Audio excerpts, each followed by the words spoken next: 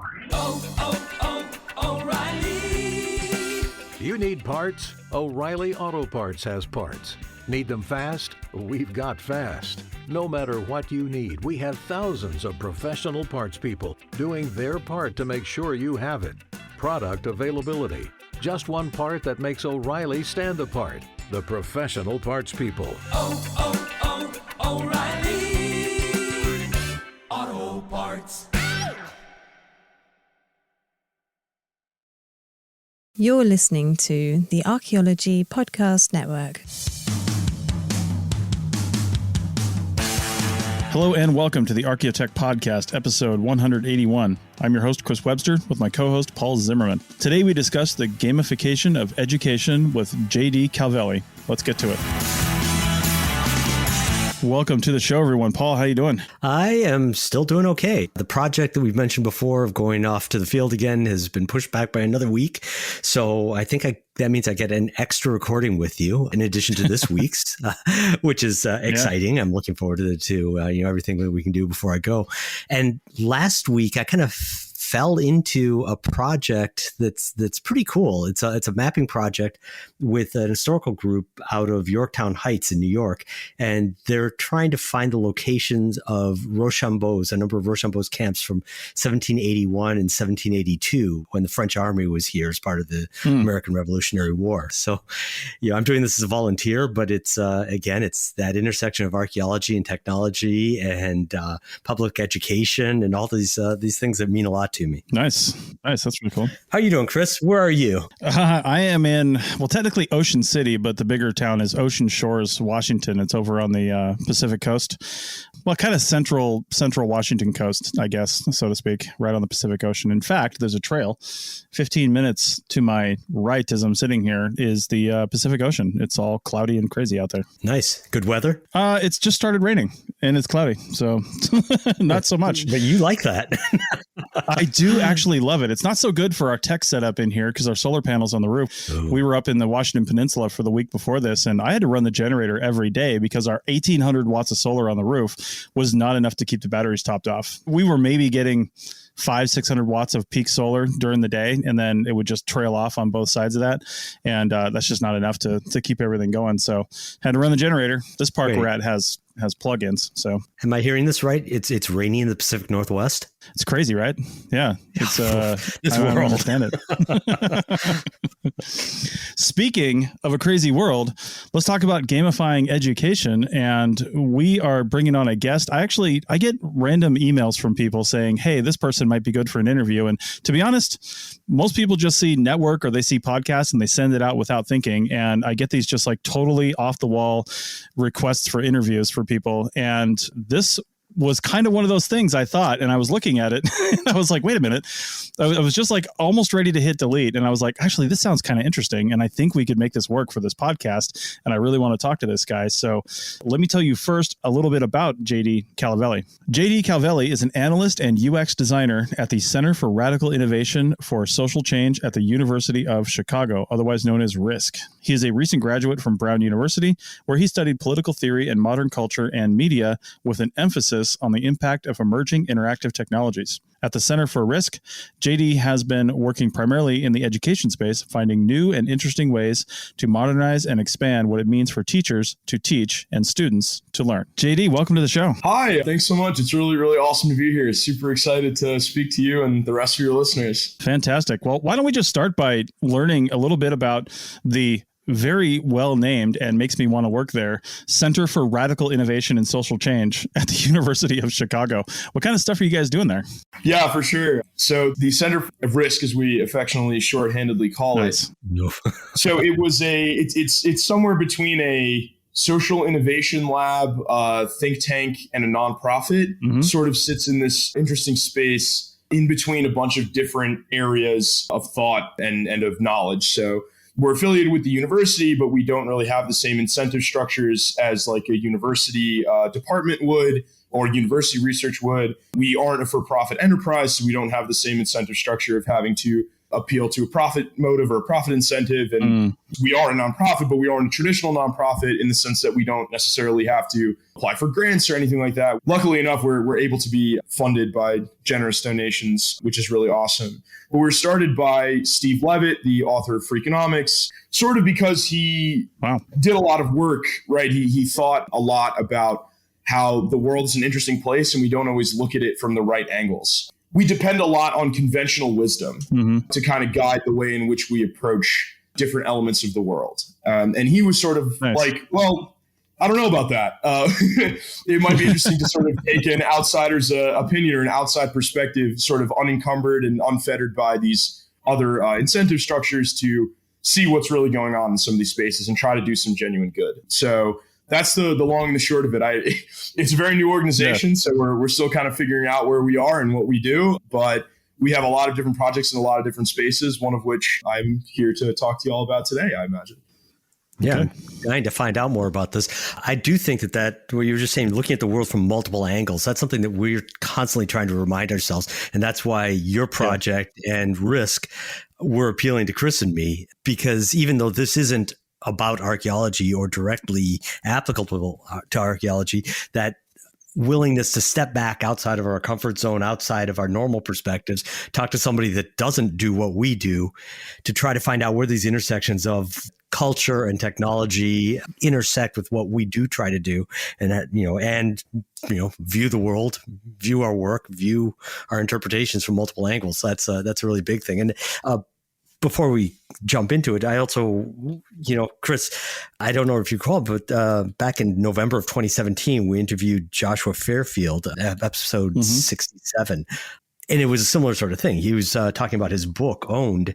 It had nothing to do with archaeology, but it had a lot to do with technology and the ownership of technology and such. And so that was a nice intersection. I keep on thinking about that book and thinking about that discussion that we had, because it's resonated over these last few years, and I'm hoping that some of what we talk about with JD today does the same. Yeah, absolutely. And first off, JD, you kind of had me at Steve Levitt, because I listen to a lot of Archaeology Podcast Network podcasts as a producer, and I've kind of had to stop listening to some others, but I used to be a pretty religious listener of Freakonomics, and anytime they'd bring on Steve Levitt, I was just like, oh my God, this guy, he's just like speaking everything that, is right. Because he just is so kind of like deadpan and matter of fact with his opinions. It's just amazing. I love it. Yeah, he's a really interesting guy. And our office is really small. We're only about 16 analysts. So we get to work directly with him. And he's just amazing. He's super intelligent, really interested in, like I said, sort of challenging conventional wisdom, thinking about how we could think about certain things differently, try to find the truth kind of hidden in the details. And I hope, some of that has rubbed off on me in my time with RISC, and will continue to going forward. Yeah, absolutely. So we're going to talk about, one of the things that you wanted to talk about on the show, but I'm just wondering, do you guys as analysts, are you working on a number of projects right now, or are you super like hyper focused on a project with a team? How does that work? Yeah, so it sort of depends, but in general, we tend to cycle around on a bunch of different projects. So I've had the benefit of working in a bunch of different areas, although mostly my interest area has kind of driven me into the space of education and modernizing education and how we can sort of improve educational outcomes. But some other sort of projects that I've worked on thus far at RISC have been working with a company that has developed an algorithm to predict earthquakes, which was previously considered to be unpredictable, or which were rather previously considered to be unpredictable. So we're working with them sort of to build out an API to validate the extent to which they actually are able to predict earthquakes. Another project that I worked on was with a group out of New York that was interested in utilizing beatbox for speech therapy. We worked with them to develop a randomly controlled trial to test whether their curriculum actually does benefit students with speech impediments. So, just a bunch of kind of the spaces where like people maybe aren't necessarily looking to find social good, the spaces where there isn't so much attention drawn, we tend to look. Okay, nice. I'm going to actually, at the risk of derailing it, which is my main function on this podcast, you use the word analysts and not researchers, and that is interesting to me. There's got to be a backstory to that. Yeah, I think, not sure for the backstory, but I think a lot of it comes down to a lot of people that come to RISC come with a more data analytics background. Mm-hmm. And so that was partially where I came to RISC from. I was political theory with like applied political theory lens, which is kind of like a oxymoron, I think, if you think about it. So a lot of my work in political theory was sort of with the application side, the data analytics side there. And I think a lot of other people come to RISC with a similar background in terms of like approaching problems from a data-driven perspective and trying to suss out some interesting information from data sets and whatnot. And, that's Steve's big thing. Mm-hmm. Steve is a huge fan of taking data and looking at data and thinking about how, what is this data actually showing us? Or what is this data actually telling us, as opposed to what we think, or what we assume it would be telling us. So that's, I think, where the analyst term comes from. But we do our fair bit of researching as well. Well, I would assume. I was just a little hung up on that title as being not what I expected. And so maybe that's looking at the world from different angles and, give yourself a title that's not necessarily what one would expect in a research environment. Yeah. That's kind of that's eating your own dog food to a certain extent. All right. So probably in segment 2, we're going to talk about the game you guys have developed or are developing called Algo-Rhythm. And before we get there, though, I've got the title of this podcast. Hopefully I don't change it after this recording. I've got the title of this podcast. And in the intro, we're talking about the gamification of education. So as you guys are looking around and identifying places that, need help that you can do something for, as you mentioned, what made you land on gamification as a way to help education? Because there's probably lots of ways we can try to help education since it's incredibly flawed in a lot of ways. I think there's a lot of ways in which education needs help, and we hope that it can be helped in every possible way that it can be. We decided to take a look at the gamification space, particularly because it's new enough where it's interesting, but it's not established enough yet where it's really well understood exactly what it means, in our opinion, to like gamify education. It's very hot, right? I think a lot of people kind of like, oh yes, let's gamify everything. Let's talk about how we can make everything into a game because it will incentivize people to do things. But that's like the exact ways in which that's going to work in the education space is still very much on the up and up in terms of how that's going to happen. So we found that an interesting space. Also, Steve, as an academic, is very interested not only in data analytics, but also behavioral economics. And he's often described as like a behavioral economist. And, while I was not a behavioral economics major, I've been surrounded by individuals who know far more about it than me. And one of the most important things about behavioral economics, and one of the most interesting things about behavioral economics, at least to me in my time at RISC so far, has been about incentives and incentive structures. And I've used that word incentive, I think, like 100 times at this point already. And it's only been like 10 minutes, but I think it will come up a lot more as we continue to talk. But the idea, behind incentives and nudges of like, how do we get people to do things that they otherwise don't necessarily want to do? And education and gamification of education kind of fits in that mental model of like, okay, in some cases, kids don't necessarily want to engage in education or the education system as it currently exists. Can we utilize gamification? Can we utilize games and interactive art and experiences like that to try to incentivize students to engage and with things that otherwise they might not be interested in engaging in, and hopefully spark an interest in those things going forward, even if they didn't think that they would have an interest in them. So that's sort of, I think, why we decided to look at the gamification angle specifically. Yeah, and that's tough with education too, right? Because it's not just education as a buzzword, it's education of certain topics. And I'm just thinking about like normal games and specifically like video game type stuff. I mean, a lot of the things that stick with people are some of the more harder tasks, but still entertaining in a way that makes you want to do it over and over and over and over again to either try to better your time or, just do better at it. And then something just sticks in your brain, obviously, if you do that thing through repetition. And trying to get people to do that and also teach them something valuable, not just how to shoot and kill aliens in a more efficient way, is a huge challenge, I can imagine. Yeah, absolutely. And I think the way in which we've been thinking about it. So I come from a game design background. I studied sort of interactive art as well and game design prior to coming to RISC. I was kind of an odd duck, I think, for RISC before getting there, which is cool because I came with a different perspective and a different mindset, which I think is exactly what Steve's looking for in terms of people showing up, But, one of the things about that problem sort of is a fundamental game design problem of like, how do you design a mechanic? How do you design a function? How do you design the activity that the player is going to undertake, right, in such a way that they'll be interested in continuing to undertake that thing, to do it over and over and over again. And that's hard enough when you aren't also including the educational aspect, right? It's hard enough when you aren't also trying to teach them something about the world or something about, anything. So it's definitely something that we're exploring, and it's definitely a fundamental concern when it comes to making games, let alone educational games. So, we're trying our best, and hopefully we've made something that can at least start a conversation about how we can try to do that better going forward. Okay. Well, I think with that, we will take our first break. And on the other side, we're going to talk about the game you guys have developed, again, called Algo-Rhythm. And it's all about data science, and we'll get into that. In the meantime, we've got some ads coming up. If you want to help us out for the Archaeology Podcast Network, be sure to head over to archpodnet.com/members, and you can help us out for less than a Netflix subscription a month and about the same as an expensive coffee at Starbucks. So that's not too bad. And you keep this kind of education out in the space. Back in a minute.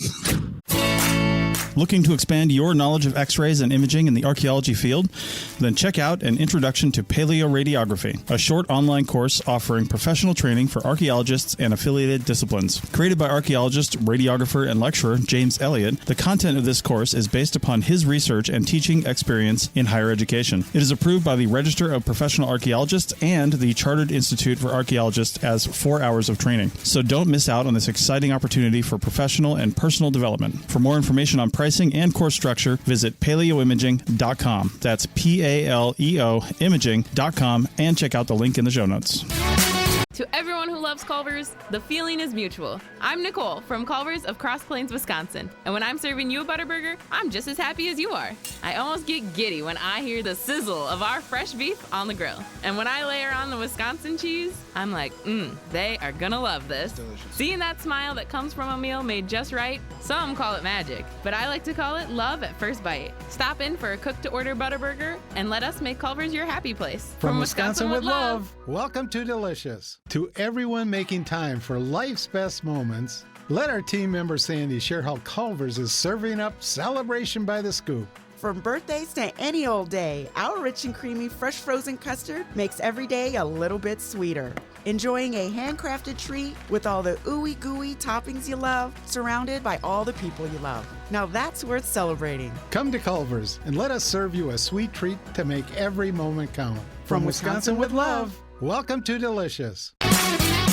Welcome back to episode 181 of the Archaeotech podcast. And we are talking to JD Calvelli about the gamification of education. Now, we've kind of hinted around this. So let's talk about the game that you guys have developed, Algo-Rhythm, which I love the name, by the way. I just kind of hope that that's somebody's name or something like that. Algo-Rhythm. I don't know. Let's talk about it.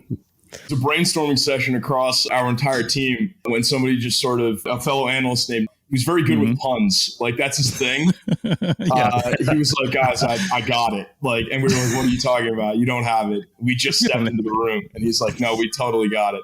And he pulled out Algo-Rhythm. And we were like, okay, yep, that's it. We literally ended the meeting. When you know, you know. Yeah, well, we knew. Nice. All right. So what is Algo-Rhythm? What are you trying to teach? I sort of discussed a couple of things that I've worked on at RISC up until this point. But one of our biggest initiatives, and one of the initiatives that I think we're most known for thus far, is our Data Science for Everyone initiative. Mm-hmm. And so we started a coalition with a bunch of different stakeholders, quite a number of different stakeholders around the country that are interested in advancing the teaching of data science in K through 12 education. Back to sort of like Steve's, modus operandi of like, data is important. We need to be reading data. We need to be data literate. We need to be using data to find interesting information, interesting elements of the world that perhaps are hidden from our immediate view, and starting that conversation about how to talk about data and how to think about data much earlier than where we currently are. I know for me, it wasn't really until my junior year of college that I even had a course that was talking about what data is and how to analyze it. And the impetus behind starting data science for everyone for RISC was to sort of make that first conversation happen earlier. And so for us, the reason why we created Algo-Rhythm was to try to start that conversation as early as we felt we possibly could. So we created this game for late, like elementary school to early middle school students to sort of introduce them to some very, very fundamental, but very, very important topics about data. Because we had this interesting conversation with some students when we were sort of, when we were first testing the game as we were developing it, data-driven designing the game as we were developing it out. And we would ask students, when you think of data, what do you think of? And a sizable number of students in that age group said, the thing that your phone gives you to allow you to connect to the internet. And we would sort of like collectively facepalm, and be like, oh my God. But also we totally understand, right? That is sort of like culturally, or rather like the zeitgeist understanding of what data is, or the way that we sort of discuss data most prevalently, or the word data comes up most prevalently, rather, like in regular contexts. Yeah. So we wanted to start the conversation as early as possible. Like, what is data? What can you use data for, right? Why is it important to understand data? Ultimately, because you can use it to help you make more informed, better decisions. So that was kind of like our impetus behind creating Algo-Rhythm and our initial sort of guiding principles. Yeah, that's actually interesting because that use of the word data, I mean, we use it so many ways. I would never have guessed that kids would have used it in that particular way. But of course, that's where they hear it in the house, I'm sure, most frequently. Dad saying, used up all our data this month. I mean, I know I said that to my kids a million times. So, wow. Okay, there we go. Right back to the looking at the world from multiple angles. I hadn't even thought of the basic, meaning of that word. So anyhow, can you give us a little description for us how the game works? I mean, I downloaded it onto my iPad earlier so I could play it a little bit, but can you tell us what the metaphor is, what's going on, and what specifically you're trying to teach about data through that app? Yeah, so happy to do so. So the game takes place on a dance floor, and the player is tasked with acting as the DJ for this particular dance floor. And as the DJ, their role is to get the dance floor moving.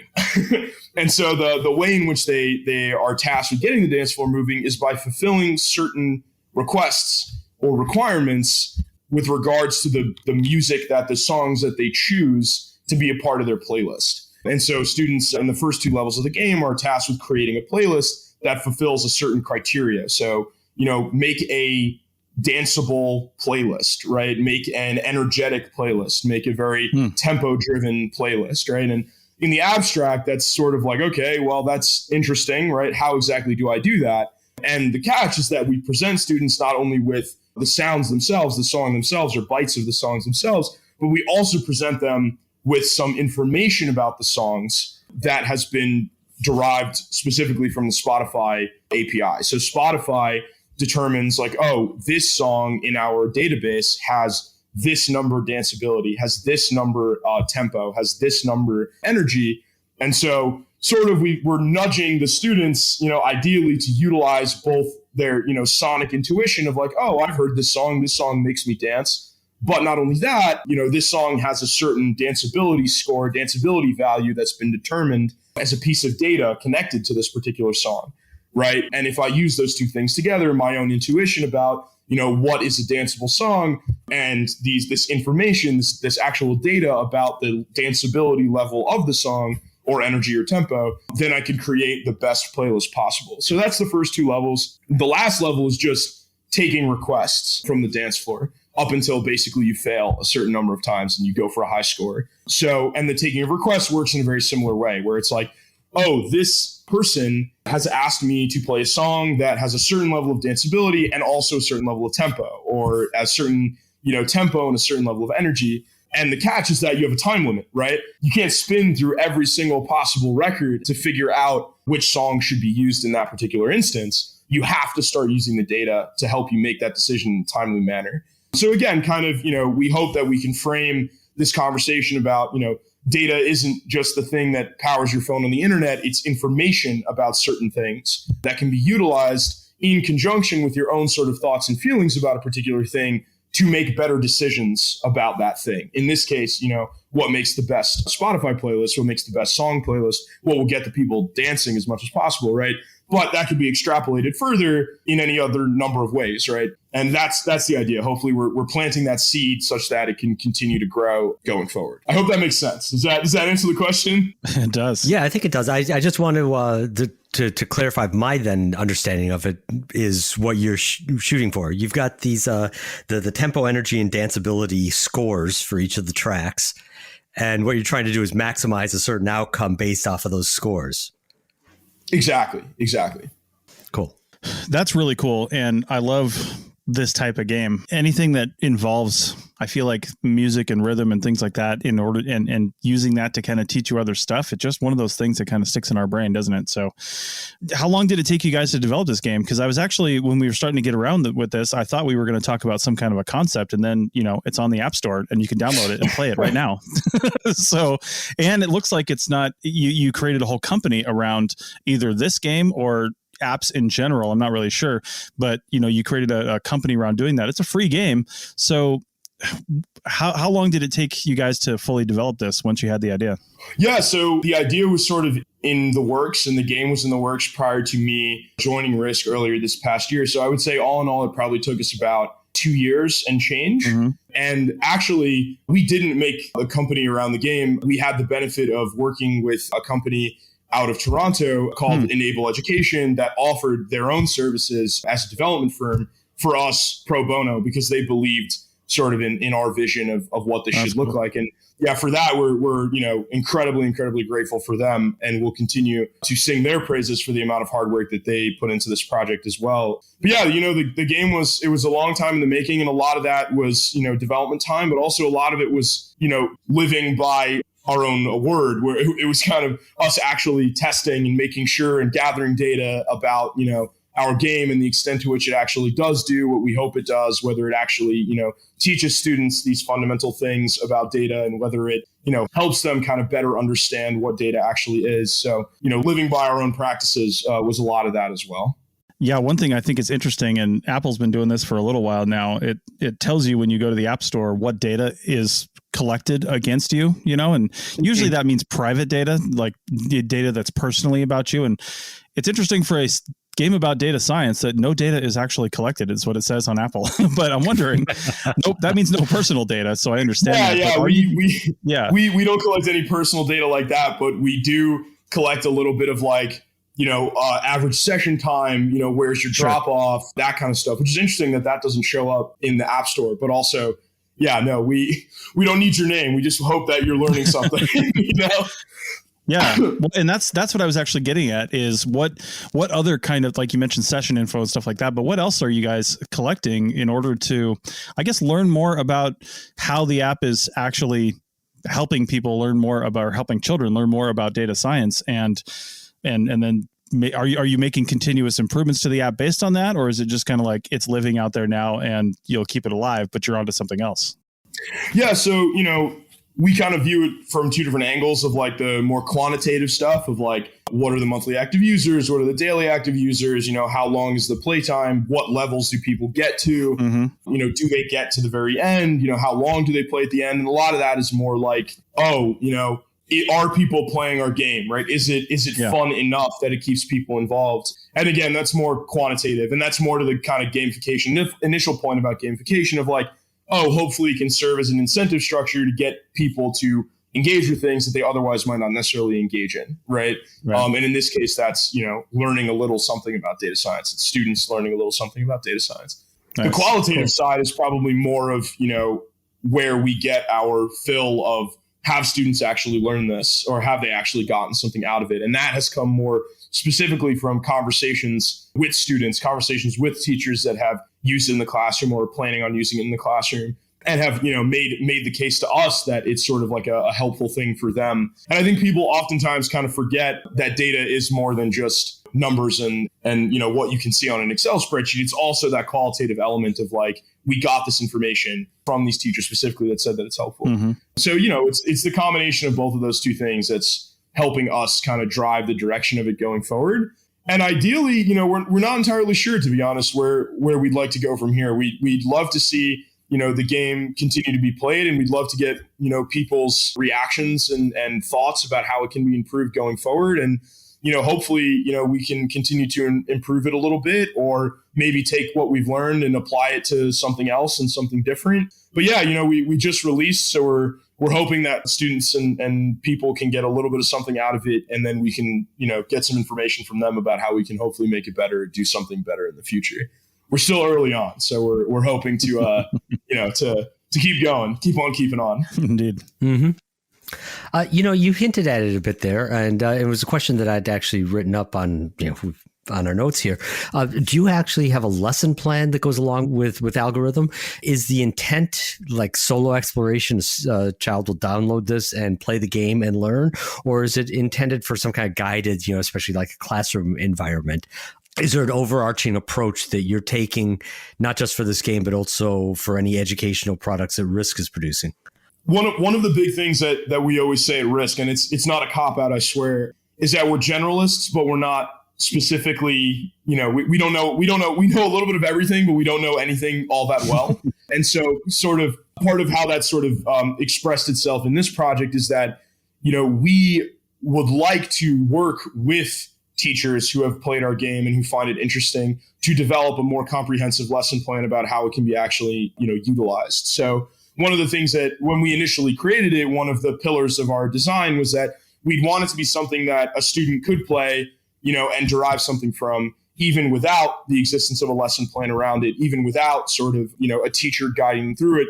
But we also hope that it could be something that could be utilized in a classroom, that could be used, you know, by a teacher to help sort of, you know, teach a little bit of something interesting on a Friday when they have some extra time or something like that, sort of in service to this bigger goal of us encouraging data science and data literacy in K through 12 classrooms. So hopefully, you know, one of our next steps then, and, you know, we would love any sort of advice from anyone on this, is exactly how we could have that happen in a classroom and how that lesson plan could be created to have it work as well as possible in the classroom, right?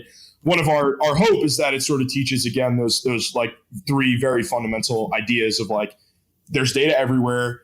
There's data behind things that you may not necessarily think there is data behind.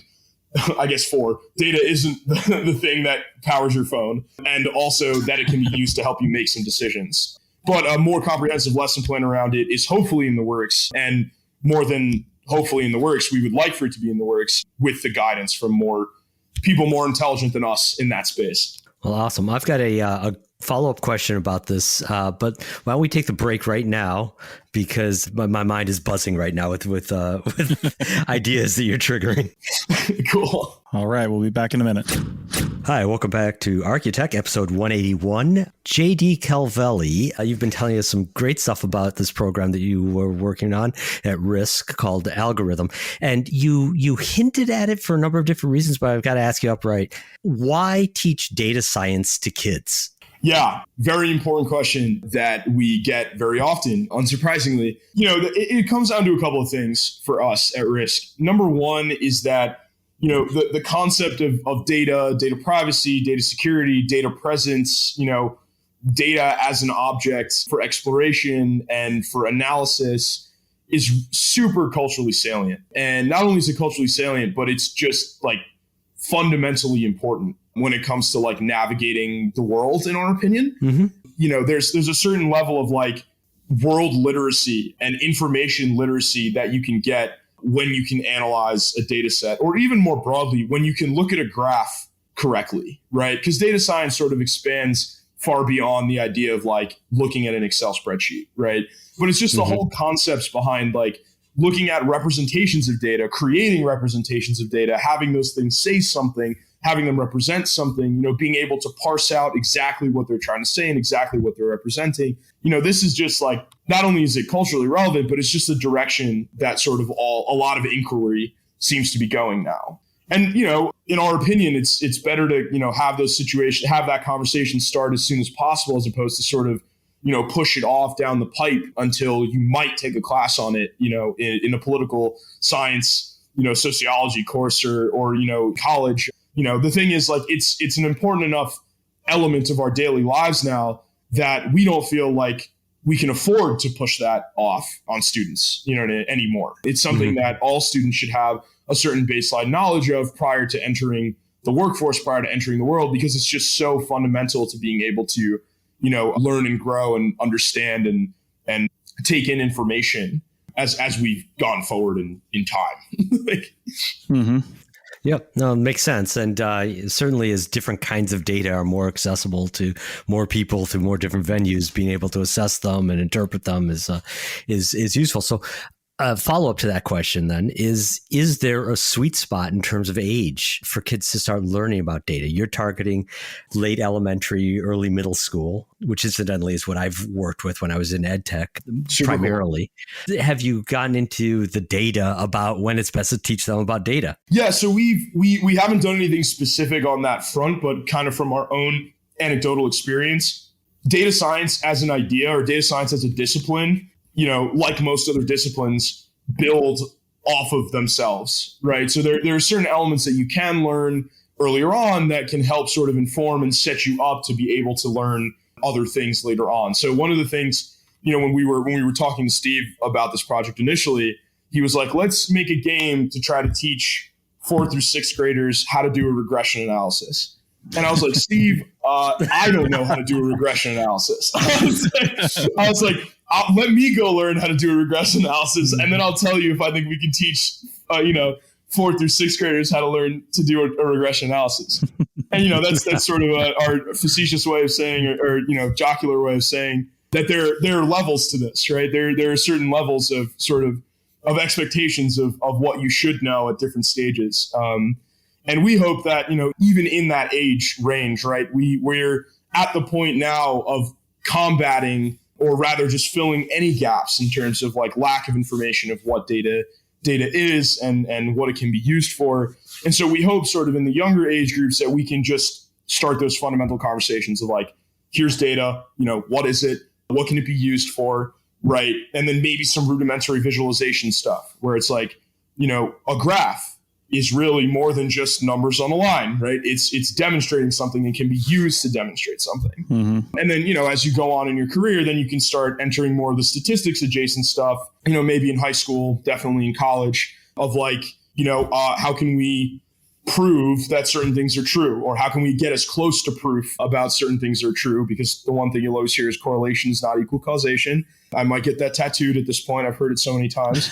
But the point being, like, you sort of graduate from an earlier space of like, oh, what is, data and why is it important? And then how can I use it to start making decisions? And then it even pipes into, computer science and machine learning. A lot of that is fundamentally data science. And so if you ultimately get to that point, and you're still this interested in data and how we can use it to make better predictions about things, then you can start learning about, k-means clustering and neural nets and so on and so forth. So, it's just, again, to the earlier point of like, it's this space that sort of exists across many different disciplines that we feel is yet sort of underexplored in the K through 12 space. And, the sort of like joking way that we describe it is like, how many times have you ever used a TI-84 calculator after, high school pre-calculus, right? Or high school calculus, right? But how many times in life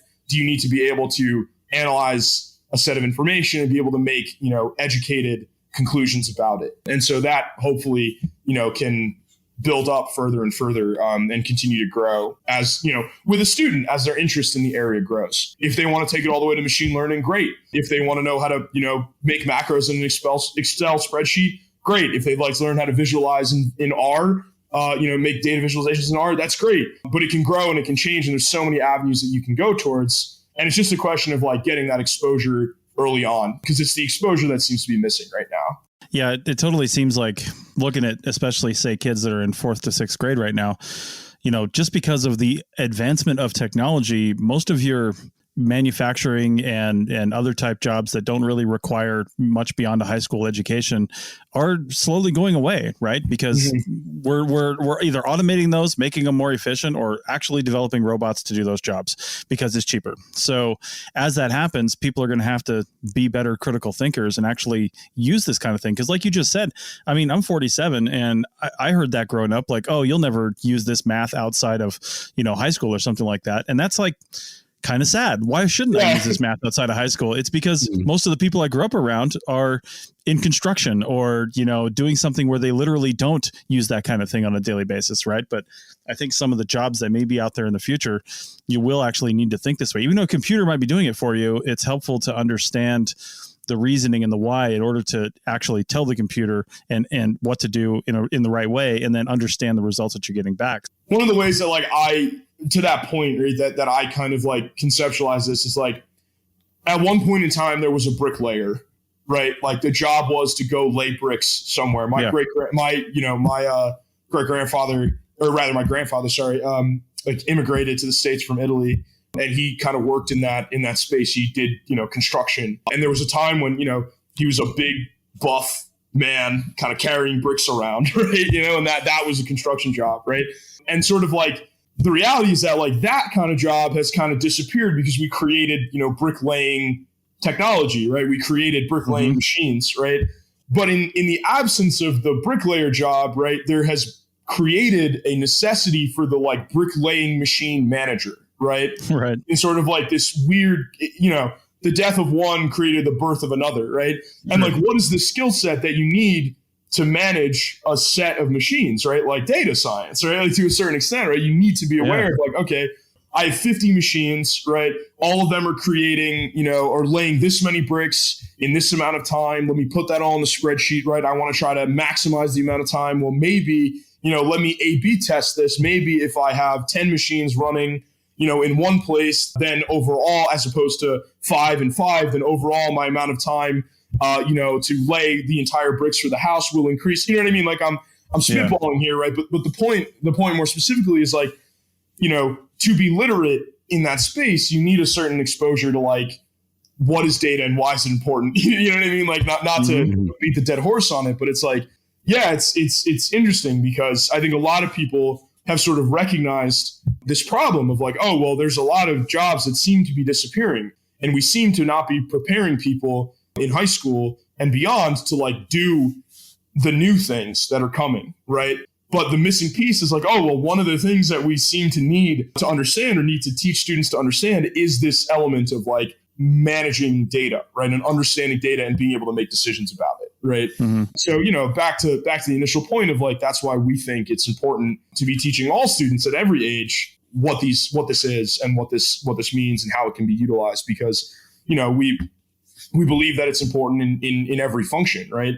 We had the benefit of going out and interviewing Sal Khan of Khan Academy, where we, because Khan Lab School sort of piloted an initial program for data science in high school, in a high school setting. And, one of the things that he said that I think is really prescient, and, I'm not quoting him directly by any means, but one of the things that he said that I thought was, again, very prescient was like, 50 years ago, who had big data, right? Maybe major companies had big data, right? Insurance companies maybe had big data, right? Like a lot of data from which you could derive decisions. The reality is now, like, everyone has access to that, right? Right. And not only that, but like there's a certain expectation of the ability to utilize that to make better decisions about whatever it is that you're doing, right? Whether it's just searching Google, right, or finding a data set on Kaggle, or pulling from an API, an openly hosted or privately hosted API, right? Like the access is there in a way that it's never been before. And the reality is, when the access is there, there's a certain expectation of ability to utilize it, right? Yeah. So, you're making a strong case for why people have to be not just numerate, but comfortable with analyzing and applying data to their lives in various ways. When it comes to teaching kids, I'm getting kind of a vibe of the same reason why you would teach them a foreign language when they're fairly young, so that it becomes a natural part of how they think and how they can interact with the world. So you settled on gamification, and there's many, many different ways to teach people, gamification being just one of them. So could you just explain why you went that particular route, and maybe touch on what you think the strengths and maybe even some of the limitations or weaknesses of gamification are as an educational tool? Yeah, for sure. So we did decide to approach the gamification angle. I think so, sort of from a top-down perspective, what's interesting about gamification, right, is it kind of challenges the idea of what work is, right? We have this sort of like cultural conception that like work needs to be not fun. Like the absence of fun equals work, right? And, all work and no play. Yeah, all work and no play. Exactly. Or like work hard so that you can play hard, right? Mm-hmm. And obviously there is importance to recognizing work as a discipline that requires effort and focus and attention and so on and so forth. But to like completely divorce it from the concept of play, right, or from the concept of learning through play, kind of doesn't sit right with me, right? And I think it also doesn't sit right with a lot of individuals at risk as well. And while we're not like developmental psychologists, again, generalists, no knowledge of anything. Socrates, all that I know is that I know nothing. But, while we're not developmental psychologists by any means, right? Like when you're a kid, I remember, or my parents told me that when I was a kid, right, there's this huge emphasis on like learning through play, like learn through exploration, right? Like have your kid put this, square peg in the round hole and be like, oh, that doesn't work. Like, why doesn't that work? And then try something different, right? But then after, you're no longer a kid, like a kid, that seems to all disappear. Like exactly, like puppies play fighting, right? Like there's this space where it seems to be good to allow for a certain level of play, and actually through that play, you learn something, right? But after you're like a baby, that sort of understanding of play and its respect and how it works in respects with work, right? Or rather how it can sort of be utilized to help facilitate work, like disappears, right? Or seems to disappear. Mm-hmm. And so again, from like a higher level perspective, we feel like gamification is really interesting because it kind of merges that space again, where it's like, oh, play is good and we can learn from it. And work doesn't necessarily need to be no fun, right? And in fact, like maybe through some fun, you can actually learn more than you would have been able to learn if you didn't have any fun while you were doing it, right? Again, sort of like anecdotally, I remember sort of what put me back on this path like a very, very long time ago now, not that long ago, but what put me back on this path of gamification and being interested in this space was a game that I played in 6th grade. That was a simulation of the Black Death.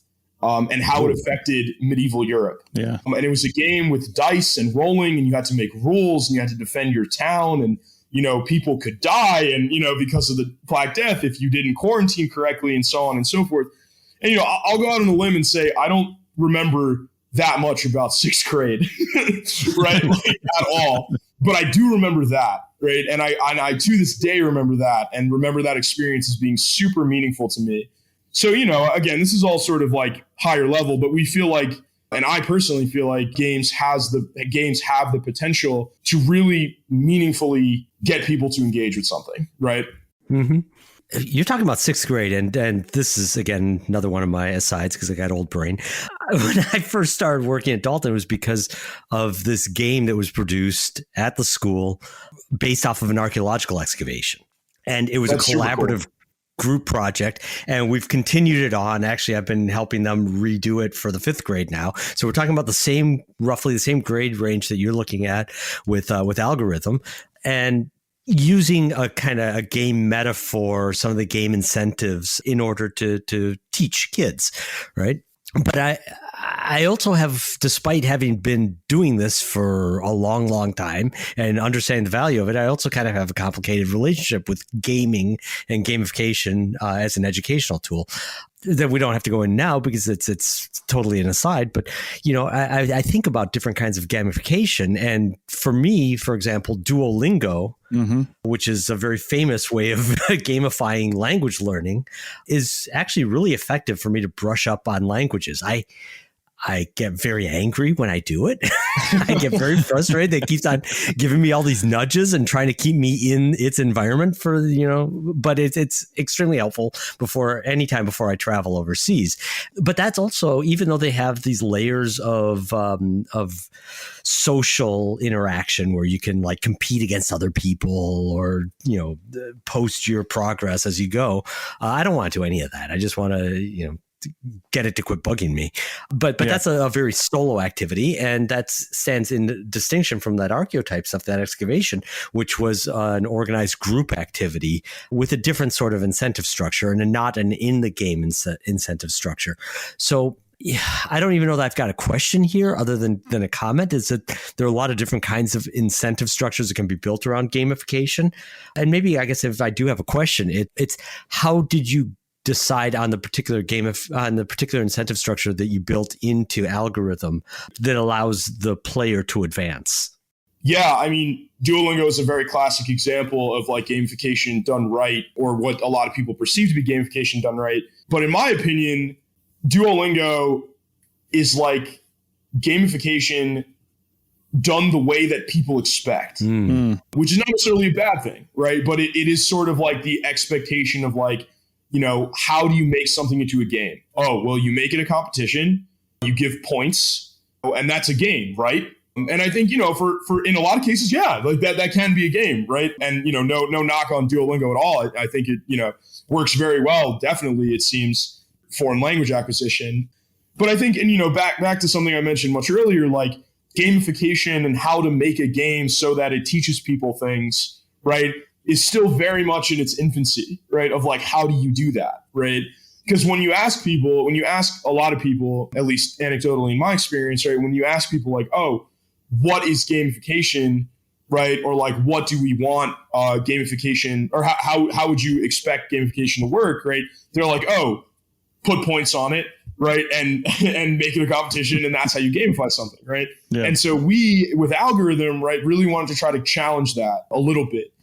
And so our idea then was to develop an incentive structure where the only way that you could meaningfully engage with the mechanic of the game, right, is by understanding the information, the subject matter that we expect you to understand, that we hope that you can learn by virtue of playing the game. So it's a little bit backwards, but the way that I would explain, the simplest way I think I can explain that is like, in the last stage of the game, the mechanic of the game is dragging and dropping songs onto requests so that you can fulfill them to get a high score, right?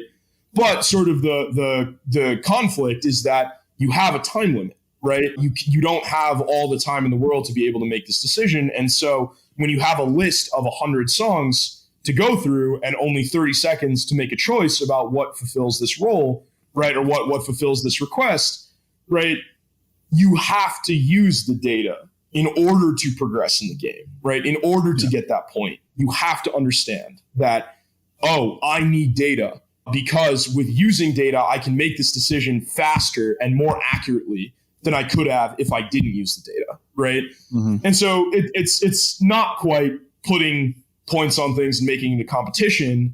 It's a little different. It's saying, no, in order to advance, you need to fundamentally understand the thing that we're doing, because if you don't, then you'll fail the game. Right. Not sure if that makes sense, but I think that's kind of where we were going with it to answer that question. No, thank you. That makes sense. Yeah. So Paul and I have a lot more questions to ask JD, and he's willing to stick around for a bonus segment. So if you're a member of the Archaeology Podcast Network, head over to archpodnet.com and check out the bonus segment area in your members area. So if you just go to the top of the page or click on the hamburger icon, you can see your members area and then go to bonus, or actually just go to HQ downloads or free downloads, whatever we call it. I don't even know. I made the whole thing. But anyway, go there and you'll find the ad-free version of the episode and then the bonus segment sitting right next to it. And it's right there. So if you're not a member, head over to archpodnet.com/members, support us, get more stuff like the bonus segments and other things. And with that, I think we will say goodbye to JD for this part. But again, members, check out the bonus segment that we're going to record to continue having this conversation with JD. All right. We'll see you guys next time. Thanks, everyone. Thank you.